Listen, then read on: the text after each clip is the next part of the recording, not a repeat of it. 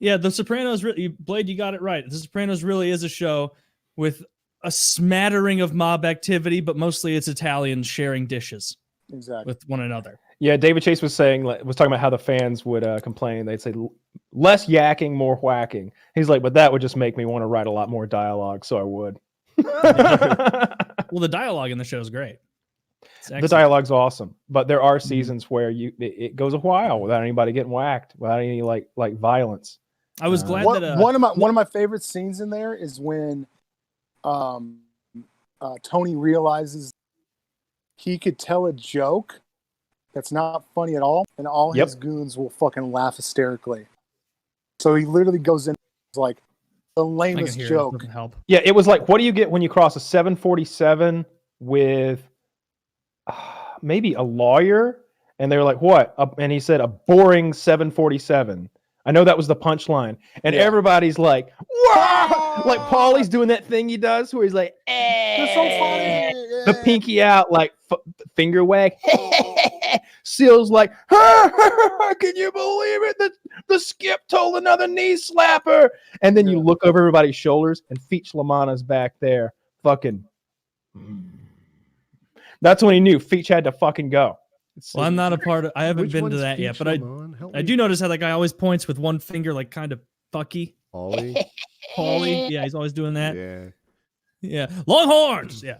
Feech LaManna was the very old man who was released from prison in about season 4, I think. It's the season that Steve Buscemi gets released alongside him.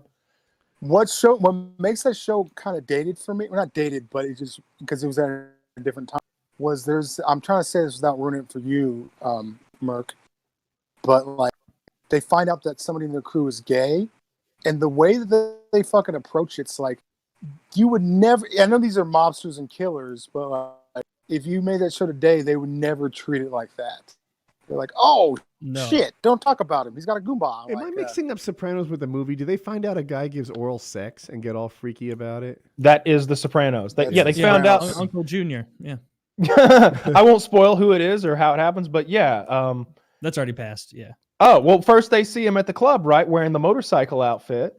Yeah. Well, you haven't. Oh, no, the gay part hasn't passed. I'm talking about the oral sex part. Yeah. Oh, yeah. Who does that? Is it Chrissy? No, it's Uncle Junior. It's Uncle Junior. Yeah. Oh, okay. A bushman of the Kalahari. He's whistling to the wheat. Yeah, he likes going down on girls, and they all thought that was just not macho enough, I guess. It's not that he likes it. He's amazing at it. World-class head, as they put it. And I like when he goes in. She goes, "Oh, Junior, when you kiss me down there, you're such an artist." Junior, you're such Well, you keep it to yourself, yeah? You keep it to yourself. Why? What's the big deal about oral sex? I used to find such a fascination with the way that the mobsters and with their wives and how I thought it was so interesting. But I've changed the belief. I'm now infatuated with how Boston women that have like The Departed and shit like that, and like The Boxer, with the way the sisters and the moms be talking, cracks fuck up. Like, you're still with that whore? I thought you dumped her months ago. Like shit like that fucking cracks me the fuck. I tell this joke every time Boston women come up. Woody and I went up there once for a UFC fight, and we had a lot of time to kill because our friend Joe Lozon was prepping to fight the next day, so we weren't going to get in his fucking hair. Not that he has any, but we weren't going to bother. Yeah, by choice. And so we were, eating and walking around the city a little bit and just enjoying our little like day ahead of the time to just have. So I got to see a lot of Boston and a lot of Boston women. And I always tell people, I was like, what do you call a beautiful woman in Boston? And they say, what? A tourist. A tourist.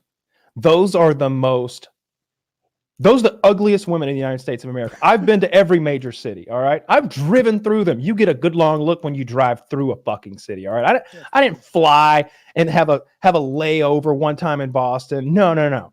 I've been in every fucking major city in the United States, the continental United States, from Los Angeles to San Francisco. Can I say that San Diego has some of the best? Smoking women, beautiful place, all right? Austin, Texas, amazing women. Seattle, Washington, beautiful. Lots of Asians there. I like that.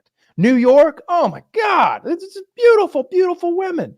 Georgia, honestly. Atlanta, lots of hot ladies. Boston women are they are the ugliest women in the country, if not the fucking world. Jesus Christ. I'm sorry, you gotta be a fucking. Okay, I lived in Buffalo, dude, and as soon as I moved there, I'm like, I'm moving. You're not supposed to live in those conditions. I think that's your natural thing. That's what the Oregon Trail is all about. People go, nope, we gotta get the fuck on out of here. This city is a monument to man's arrogance. What's that from? King of the Hill. Peggy says it when they arrive in Phoenix. Oh, is that when Bobby's like, Mom, it can't possibly be that hot, 120, like whatever, and he gets out and he's like, "Oh my god!" Just, you know what I'm really excited about. I'm really excited about in the description of this particular time, and it's like, all right, we start the show at 3 hours. Yeah. I want to talk to UFC before the end of the show. I don't want to clog this part of the show up with it, but just put a pin in that because the fight is this weekend, and I'm super jazzed for it. All right, hey, how about this? I couldn't give two fucks about UFC. Exactly. Go ahead and for a bit, and I'm gonna charge my phone.